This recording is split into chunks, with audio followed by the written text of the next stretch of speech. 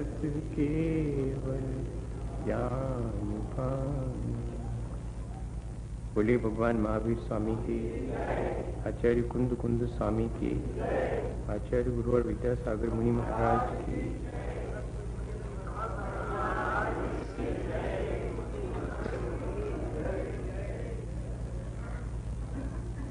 जीवन में यदि हमारे श्रद्धा आ जाती है तो हमारी दृष्टि निर्मल होती है और हमारा जीवन भी अच्छा बनने लगता है। ये बात पिछले कई दिनों से अपन निरंतर विचार कर रहे हैं। अगर इस बात को हम पूरे जीवन भी विचार करते रहें तब भी पर्याप्त नहीं है।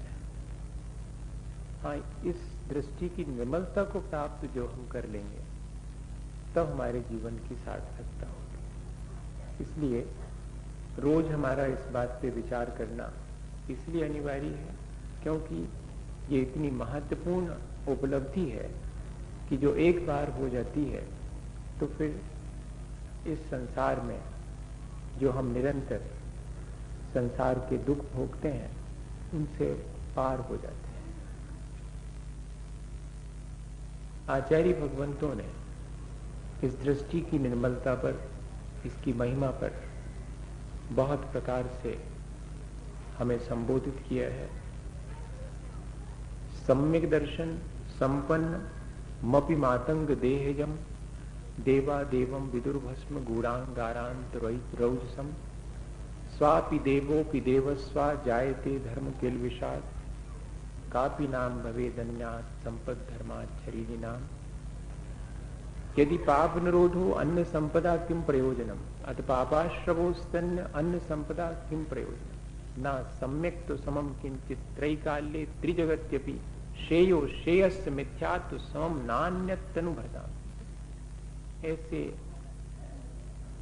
बहुत सारे श्लोकों में स्वयं आचार्य समंतभद्र स्वामी इस सम्यक दर्शन की महिमा के बारे में हमें बताते हैं। महिमा बताना हमारे भीतर लालच पैदा करना नहीं है। महिमा बताना हमारे भीतर वास्तविकता का एहसास कराने का उद्देश्य है। और एक बार यदि हमें ये बात अपने मन में, अपने श्रद्धान में आ जावे और हमारा पुरुषार्थ अगर इस दिशा में जागृत हो जाए तो फिर कोई वजह नहीं है कि हम अपने जीवन को अच्छा ना बना पाए। हमारे अपने जीवन में संस्कारवश हमसे बहुत सारी भूलें होती हैं।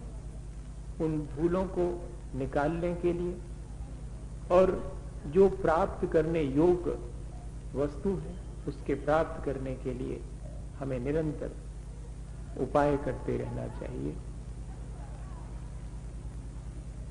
एक मातंग की देह में रह करके भी कोई यदि दृष्टि की निर्मलता से युक्त है तो मानिएगा कि देवा विदु, देवता भी उसका सम्मान करते हैं।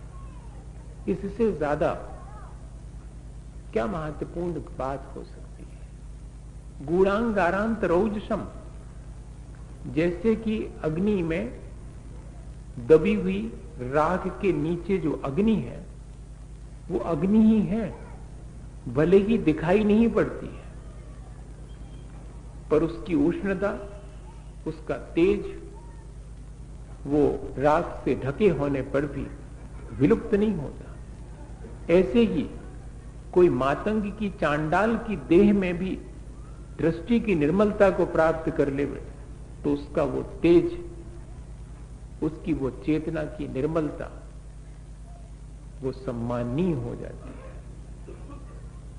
चारों गतियों में दृष्टि की निर्मलता प्राप्त की जा सकती है, लेकिन एकमात्र मनुष्य गति में उस दृष्टि की निर्मलता से अपने आत्म कल्याण का उपाय किया जा सकता। बस इतनी सी हमारी अपनी विशेषता है।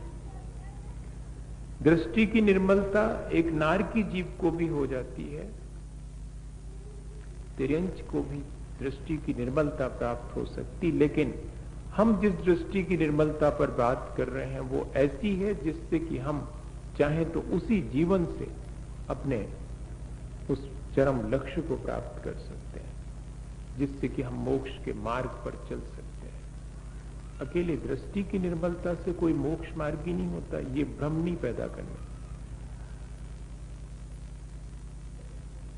क्या चतुर्थ गुण स्थान बढ़ती अवरस सम्यक दृष्टि मोक्ष मार्गी है? तो उत्तर देते हैं कि अवार कोनी आगे होसी निर्धार भया। अभी नहीं है, आगे होगा, ये पक्का हो गया। जब वो चारित्रंगी कार्य कर लेगा तब मोक्ष मार्गी कहलाएगा। अभी तो दृष्टि की निर्मलता, उसकी ही महिमा जब हम गाएं तो ये ध्यान रखें कि उसकी महिमा गाने के पीछे उद्देश्य क्या है। उस सम्यक दर्शन की महिमा है जो कि चारित्र से समन्वित है, क्योंकि साक्षात मुक्ति का कारण वही बनता है। वैसे तो चारों गतियों में सम्यक दर्शन है। और कैसा है वो सम्यक दर्शन जिसके प्राप्त होने पर हमारी दृष्टि बदल जाती है? जैसे कि घर में जिन्हें सरसों का दाना चुभता था, जिन्हें सूरज की रोशनी चुभती थी, दीपक का प्रकाश चुभता था, जब उनकी दृष्टि बदल गई तब कैसे खिड़की के रास्ते से रस्सी बांध करके नीचे उतरे और कैसे पांव पैदल ऊबड़ खाबड़ जंगल के रास्ते में जाकर श्री गुरु के चरणों में जैनेश्वरी दीक्षा अंगीकार करके तपस्या में लीन हो गए। और कैसे शालिनी अपने बच्चों के साथ उनके पैरों का भक्षण करती रही और 3 दिन तक, इससे पहले कि देह गिरे उसके पहले उनकी चेतना केवल ज्ञान से संपन्न हो गई। ये क्या चीज है? बहुत पढ़ते हैं अपन इस उदाहरण को। सुकमाल मुनि महाराज सुकमाल थे जब तक कि वह जो चेतना है, वह जो आत्म रुचि है, वो जागृत नहीं हुई थी, वरना वज्र वृषभ नाराज सहनन था उनके। लेकिन जब तक आत्म जागृति नहीं हो, जब तक ये आत्मविश्वास जागृत नहीं हो कि मैं अपने जीवन को बहुत ऊंचा उठा सकता हूं, तब तो पूरा जीवन आलस में ही व्यतीत हो जाता है। और दृष्टि बदली तो ऊंचाई को छू गए। और अपने जीवन में भी यही है। हम सब उस अपने दृष्टि की निर्मलता के नहीं होने से ही संसार में भटकते हैं। हम जिस दिन चाहें अपनी आंख खोल लें, श्रद्धा की आंख खोल लें और फिर देखें कि संसार बाहर होते हुए भी हमारे अंदर नहीं है, हम उससे ऊपर उठ सकते हैं। स्वापि देवोपि देवस्वा जायते धर्म किल विशाल। यदि हमारे जीवन में वह दृष्टि की निर्मलता है तो स्वापि देवोपि, एक कुत्ता भी जीवनधर कुमार से पंच परमेष्ठी वाचक नमोकार मंत्र सुनने अकेले से नहीं हुआ था। ये ध्यान रखना। सुनना तो बाहर से दिखाई पड़ता है कि सुन लिया, वो तो अपन रोज सुनते रहते। उसके भीतर ये रुचि जागृत हो गई कि वास्तव में ये जो 5 परम पद हैं वे ही उत्तम हैं, वे ही श्रेष्ठ हैं, वे ही शरणभूत हैं। ये चीज उसके जीवन में, ये जो श्रद्धान उसके जीवन में है, वो उसको देवायु के बंध का कारण बन गया। सम्यक तुम चा, सूत्र जी का सूत्र है कि सम्यक दर्शन वैमानिक देवों की आयु का कारण बन जाता है। सम्यक दर्शन से कर्म नहीं बनते, नहीं तो आप फिर बाद में क्वेश्चन आंसर में पूछो, यही क्लियर कर देता हूं। सम्यक दर्शन से नहीं, सम्यक दर्शन के साथ जो कषायों की मंदता है उसके द्वारा, नहीं तो करनाने योग की पद्धति में आप मुश्किल में डाल दो। उसने वो देव पर्याय प्राप्त कैसे की, महत्वपूर्ण ये है कि उसके अपने श्रद्धान से प्राप्त हुई। हमें भी बहुत सारे दृष्टि की निर्मलता के बाह्य साधन मिले हैं। हम चाहें तो उन बाह्य साधनों के द्वारा अपनी दृष्टि को निर्मल कर सकते हैं। सिर्फ तत्व का अभ्यास करने से दृष्टि निर्मल होती हो ऐसा ही नहीं है। आज्ञा सम्यक दर्शन वो कहलाता है जिसमें कि तत्व का स्वरूप क्या है, मैं अल्पज्ञ हूं, मुझे नहीं मालूम, लेकिन जैसा तत्व का स्वरूप भगवान जिनेंद्र ने कहा है वैसा ही है, ऐसा मुझे श्रद्धान है।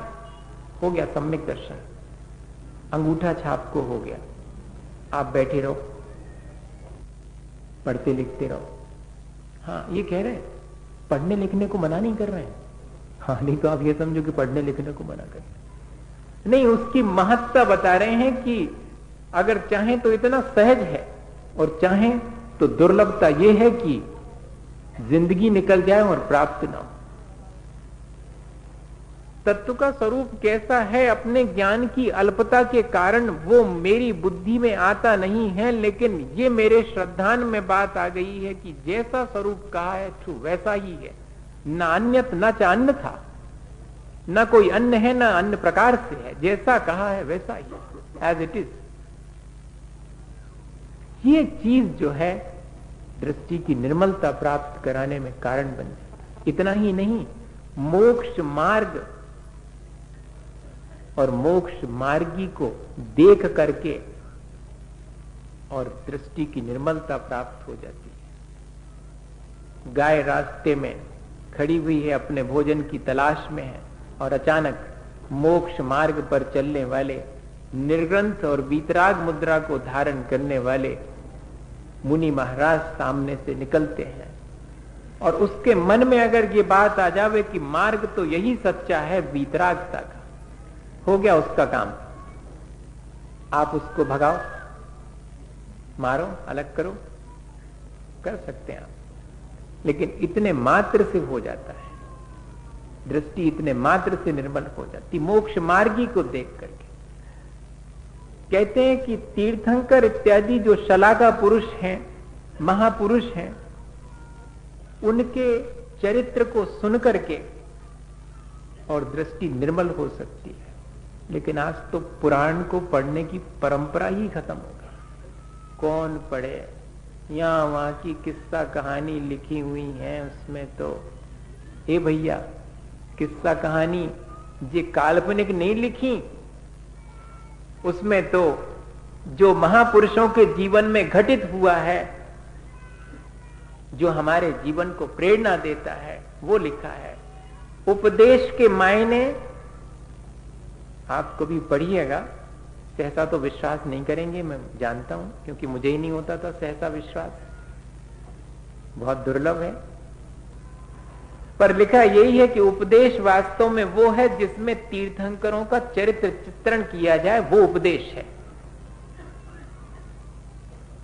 जो कि प्राणी मात्र के कल्याण में कारण बनता है। इसलिए आचार्य गुणभद्र स्वामी ने आत्मानुशासन में लिखा कि उपदेश सम्यक दर्शन भी प्राप्त हो सकता है मात्र, और उपदेश कौन सा, कहते तीर्थंकरों का चरित्र चित्रण करने से, क्योंकि क्षण भर पहले वे अपार वैभव से घिरे थे और अगले क्षण मोक्ष मार्ग पर आरूढ़ होकर के कैवल्य को उपलब्ध हो गए। चकित रह जाते हैं कि ये इतना संसार में घिरा हुआ व्यक्ति और क्षण भर में छोड़ करके और जा सकता है, विरक्त हो सकता है, तो मन वैराग्य से भर जाता है, मन उस मोक्ष मार्ग के प्रति श्रद्धान से भर जाता है। इसलिए उपदेश भी सम्यक दर्शन में निमित्त कारण बन सकता है। आचारांग इत्यादि जो चरणाने योग के ग्रंथ हैं, जिनमें की उत्कृष्ट चारित्र की चर्चा सुनी जाती है, उन आचारांग सूत्रों को सुनने मात्र से उस चारित्र के प्रति श्रद्धान हो जाता कि अद्भुत है, ऐसा इंद्रिय विजय, ऐसा महाव्रतों को धारण करना, ऐसा समितियों को पालन करना, ऐसा आज 13 प्रकार के चारित्र का वर्णन करने वाले सूत्रों को सुनने मात्र से और सम्यक दर्शन की दृष्टि की निर्मलता की प्राप्ति हो जाए, ऐसी महिमा है। और इतना ही नहीं, जीवादि पदार्थों का स्वरूप आसान नहीं है समझ पाना, दुर्लभ है, लेकिन किसी एक अक्षर, एक बीजाक्षर के माध्यम से और ज्ञान प्राप्त हो गया। तुस्मास घोतम घोषण तो भी शिवभूति नामा मुनि मोक्षं गता। आचार्य कुंद कुंद स्वामी अष्टपाहुड़ में ये बात कह रहे हैं।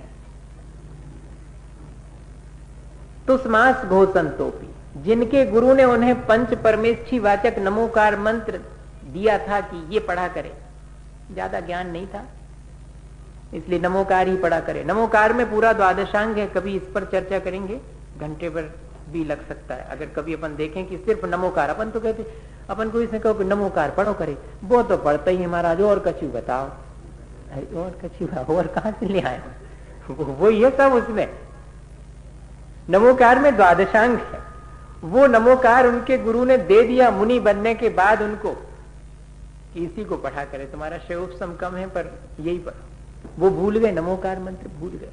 अब गुरु जी मुश्किल में कि इनको क्या दिया जाए, छोटा सा संक्षेप में किसी मारूसा मातूसा, राग ने करो द्वेष ने करो, यही मंत्र की माला फेरो। हाँ, क्योंकि राग द्वेष घटावने के श्रद्धान का नाम ही सम्यक दर्शन है। राग द्वेष घटावने के ज्ञान का ही नाम सम्यक ज्ञान है, और राग द्वेष घटावने की क्रिया का नाम ही सम्यक चारित्र है, और कोई बात नहीं। बड़ा स्पष्ट लिखा हुआ है। तो कहते कि राग द्वेष न करो, यही बात पढ़ो। मारूसा मातूसा, रूसो ने माने नाराज ने हो, द्वेष ने करो, और मातूसा राग ने करो। अब उनकी अल्पज्ञता देखो कि ये भी भूल गए, और उसी स्टाइल में और दूसरी बात याद रह गई कि तुस्मास भिन्नम, मारूसा मातूसा भूलकर तुस्मास भिन्नम घोषण, तो उसी को पढ़ते रहते कि गुरुजी ने यही बताया था। बुद्धि में कुछ नहीं आ रहा था, अल्पज्ञ थे। लेकिन एक दिन जाते समय अपने घर के बाहर चबूतरे पर एक अम्मा दाल बीन रही थी। कौन सी? उड़द की। उड़द की दाल को मराठी में मास कहते हैं, और उसके भूसे को तुस कहते हैं। बस उतना सा देख करके उनके मन में तुरंत ये बात आई कि अरे, मेरे गुरुजी ये कहना चाह रहे थे कि जैसे दाल से छिलका अलग है, ऐसे ही इस आत्मा से देह अलग है। भेद विज्ञान हो गया, और अगले क्षण जो है, मुनि तो थे ही, बीज बुद्धि नाम की रिद्धि उत्पन्न हो गई। 18 रिद्धियों में से 6ठे 7वें गुण स्थान से नीचे नहीं हो सकती, 64 रिद्धियों में से एक भी रिद्धि नहीं हो सकती। तो रिद्धि प्राप्त होने के बाद, और कहते हैं पूरे बीज बुद्धि रिद्धि होने से पूरे द्वादशांक का ज्ञान हो गया, शुक्ल ध्यान हो गया, और अगले अंतर मुहूर्त में मोक्ष हो गया। आप उनके बारे में विचार करते रहो कि कितने बुद्धू है, काय को बन गए मुनि महाराज हैं। इनको कछु नहीं होने, आज जात है नहीं है, कछु ज्ञान है नहीं है। ए भैया, दृष्टि की निर्मलता महत्वपूर्ण है या कि 4 अक्षर महत्वपूर्ण है?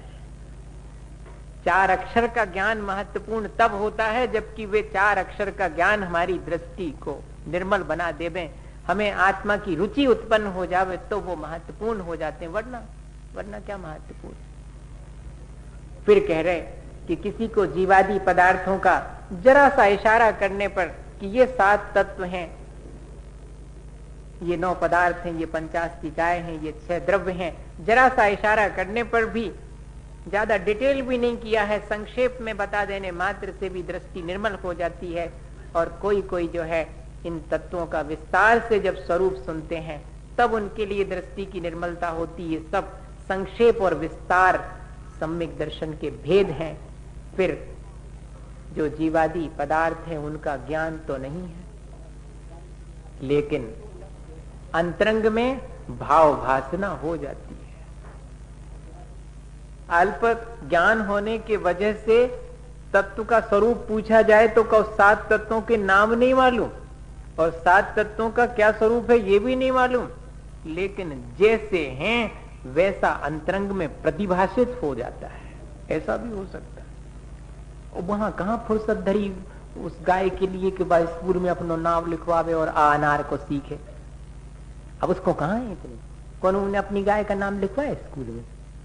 पहली दूसरी में कहीं लिखवाया होता है?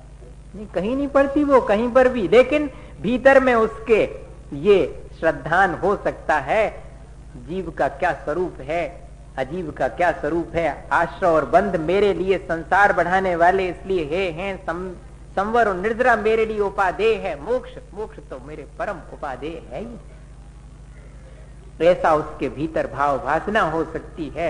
ऐसा ये अर्थ सम्यक दर्शन कहलाता है कि शब्द पर नहीं अटके, शब्द के अर्थ और उसके भाव पर हम पहुंच गए।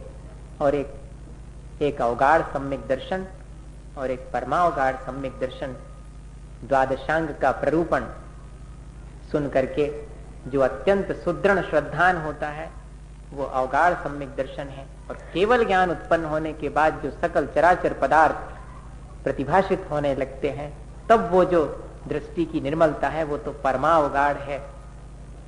ऐसे 10 प्रकार के बाह्य निमित्त जो कि दृष्टि की निर्मलता के लिए कारण बनते हैं, आचार्य भगवंतों ने हमें दिए हैं। इसलिए दिए हैं कि शायद किसी न किसी माध्यम से और हमें ये जो महत्वपूर्ण दृष्टि की निर्मलता है वो प्राप्त हो जाए। एक देव भी अगर किलबिश यानी पाप से युक्त हो, मिथ्यात्व से युक्त हो, तो एक इंद्री में आकर उत्पन्न हो जाता है।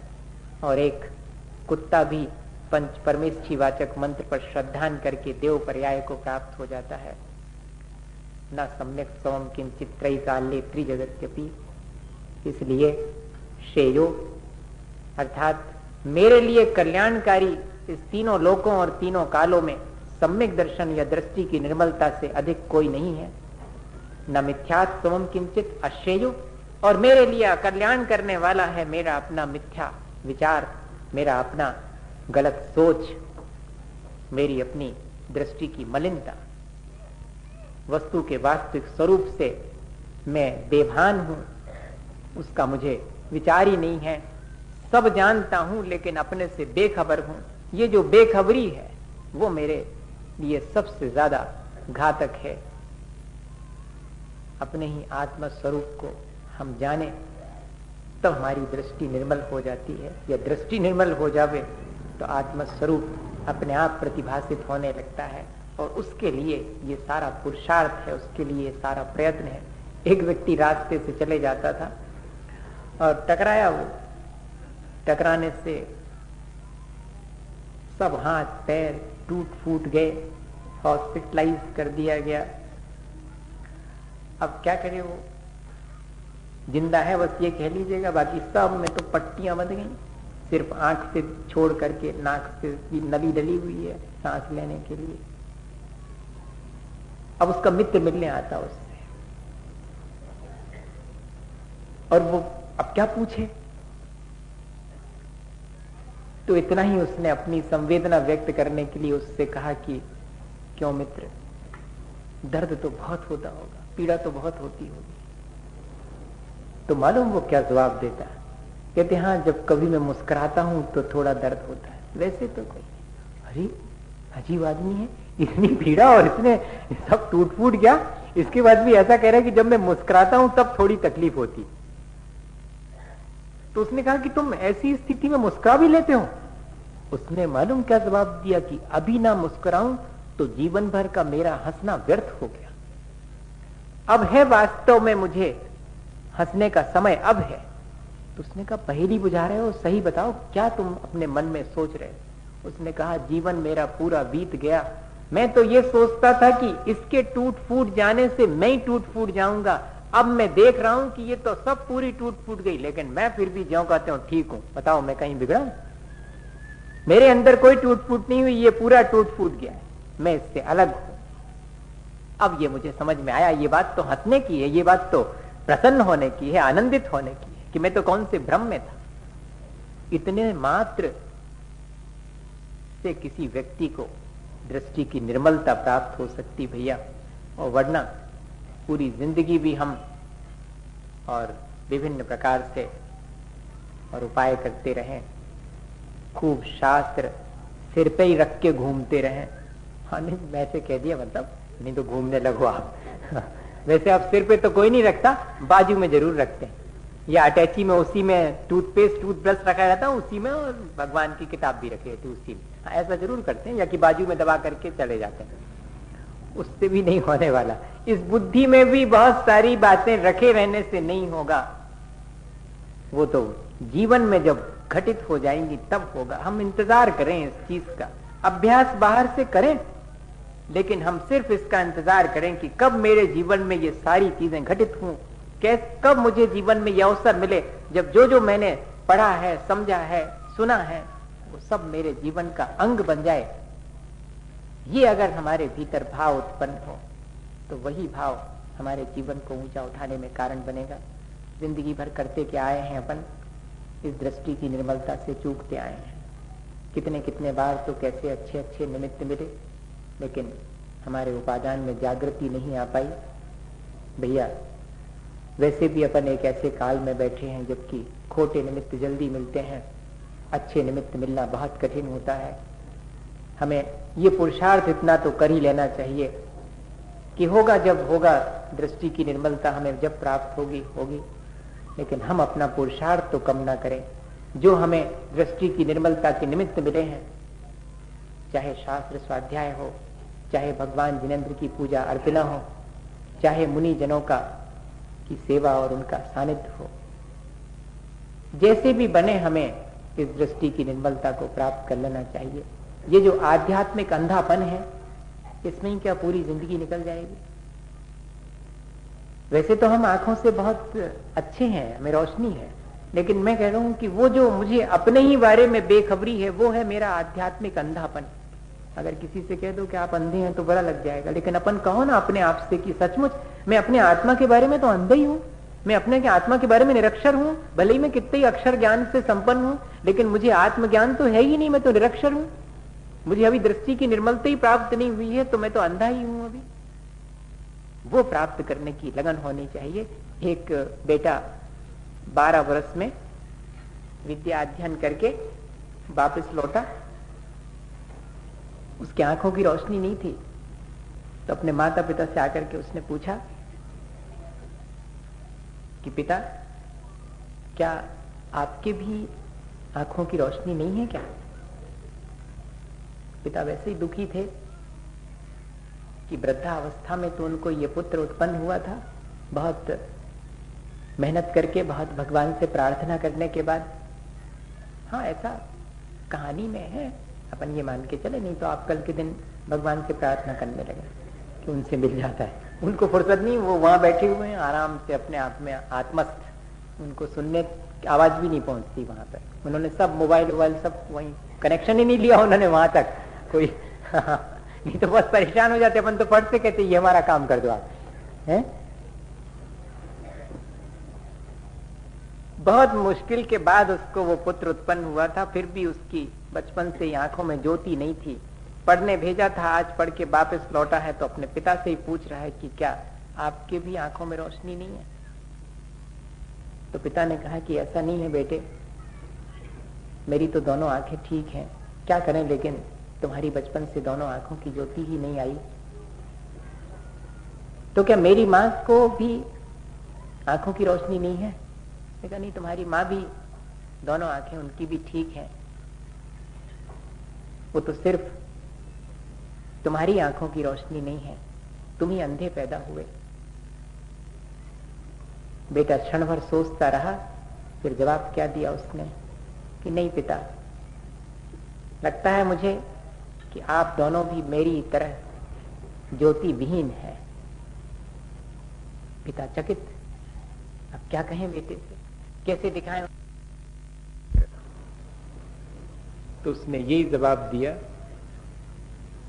कि आपने जिन सच्चे देव गुरु शास्त्र के चरणों में बैठ करके आत्म ज्योति प्राप्त करनी थी, वो ना करके मुझे प्राप्त कर लिया। यही तो आपका अंधापन है। आपने मांगा भी तो क्या मांगा, अपने आत्म कल्याण को मांग लिया होता। मैं अंधा पैदा हुआ आपके उस अंधेपन की वजह से, उस आध्यात्मिक अंधेपन की वजह से मेरे भी आंखों में रोशनी नहीं। मैं कहना ये चाह रहा हूं, ऐसा ना हो कि पूरी जिंदगी दोनों आंखों से तो हम चर्म चक्षुओं से देखते रहें, लेकिन भीतर आत्म चक्षु हमारे न खुल पाए, तो ये सारे निमित्त एक साथ मिलकर के भी हमारे जीवन का उद्धार नहीं कर पाएंगे। ये बहुत मुश्किल से किसी पूर्व संचित पुण्य के उदय से निमित्त प्राप्त हुए हैं, लेकिन अब अपना पुरुषार्थ जागृत करके और हमें इनसे लाभ लेकर के ऐसी महिमावान दृष्टि की निर्मलता प्राप्त करने के लिए निरंतर पुरुषार्थ करते रहना चाहिए। इसी भावना के साथ कि हम सब दृष्टि की निर्मलता को प्राप्त करें और अपना कल्याण करें। बोलिए आचार्य गुरु और विद्यासागर मुनि महाराज की।